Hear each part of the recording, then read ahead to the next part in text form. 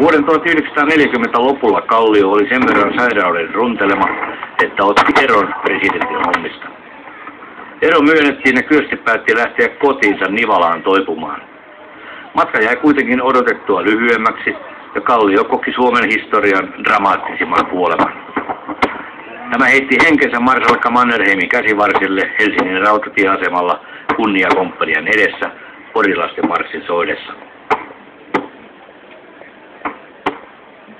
Kyösti Kallio muistetaan Suomen ensimmäisten vuosikymmenten keskeisimpänä poliitikkona, joka oli presidenttiytensä lisäksi nelinkertainen pääministeri ja pitkäaikaisin eduskunnan puhemies.